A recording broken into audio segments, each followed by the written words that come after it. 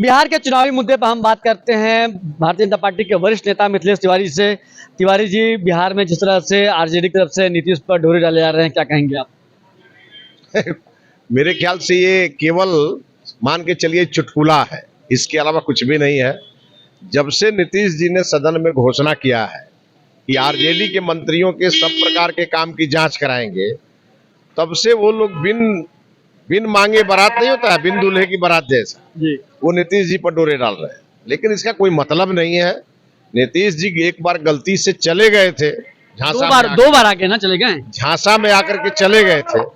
अब हमको लगता है सही जगह पर आ गए हैं, अब इधर उधर जाने का कोई मतलब नहीं। भरोसा करते हैं नीतीश पर? 2 बार पलट चुके हैं। देखिए, ये अब उनको तय करना है, ये हम लोगों का विषय नहीं है।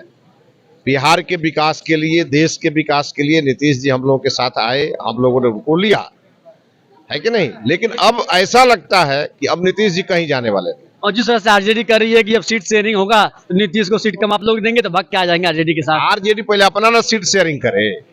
आरजेडी सीट शेयरिंग करने लायक बचेगी तब तो, क्योंकि इधर 40 जीतने वाले हैं और उधर 40 हारने वाले हैं, तो हारने वाले सीटों की शेयरिंग कर रहे हैं लोग। इसको लेकर के हम लोगों का कोई टेंशन नहीं है आपस में। और बीजेपी जदयू के बीच सब कुछ बातचीत करके ये हुआ है, ऐसा नहीं है कि इसमें कोई कंफ्यूजन है।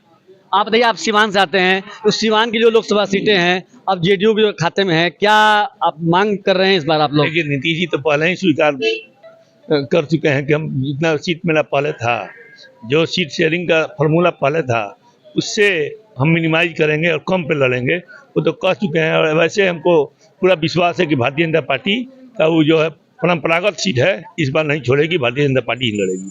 कार्यकर्ता क्या कर रहे हैं सीवान के? कलकत्ता एकदम इंतजार में है कि केवल घोषणा हो। कलकत्ता में कहीं किंतु परंतु नहीं है, एकदम आश्वस्त है वो कि बीजेपी को आएगी, बीजेपी वहाँ चुनाव लड़ेगी, बीजेपी का प्रत्याशी होगा। जीतेगी बीजेपी वहां से? 1,00,000% 100% नहीं, 1,00,000% श्योर है कि बीजेपी वहाँ जीतेगी। तो जाहिर सी बात है कि सीवान के माफ कीजिए, बिहार के 2 बड़े नेता हैं और इनका दावा है कि जो इस बार 40 की 40 सीटें हैं वो 40 सीटें जीतेंगे और उसमें एक सीट सीवान की भी रहेगी।